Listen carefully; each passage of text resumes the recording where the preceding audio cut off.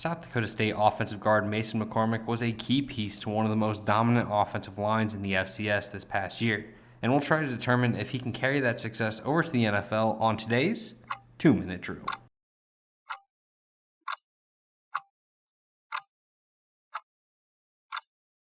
The run game is where Mason McCormick shines through, as he does a very nice job getting downfield into the second level, and when landing effectively is able to turn out defenders to open up rushing lanes for the ball carrier and set up the opportunity for a big-time gain. After one of the most impressive combine performances of the offensive lineman this year, there's reason to believe he has another level to his ability that can be unlocked should he land with the right coaching staff in the NFL. And there are flashes of this on tape as he shows some pulling ability at times where he can land onto a defender and clear space downfield.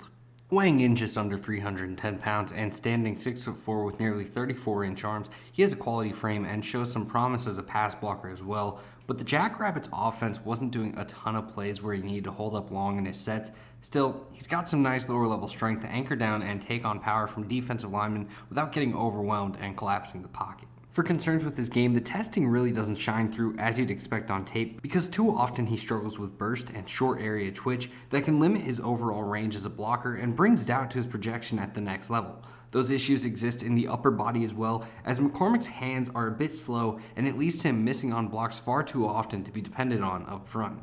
For a pro comparison, I think McCormick is most similar to Xavier Su'a-Filo, who was a second-round pick back in 2014 for the Houston Texans and hung around in the NFL for 8 seasons after thanks to his blend of athleticism and power. For McCormick, he'll offer those same traits to appeal to the league and should at least stick around for his scheme versatility alone, but has additional traits to stick around with and make a career out of on top of that.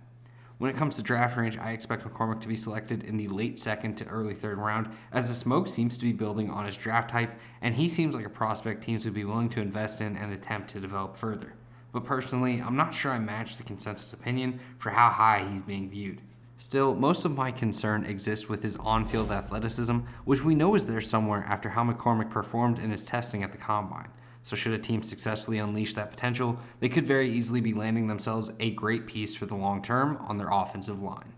And that's the 2-Minute Drill.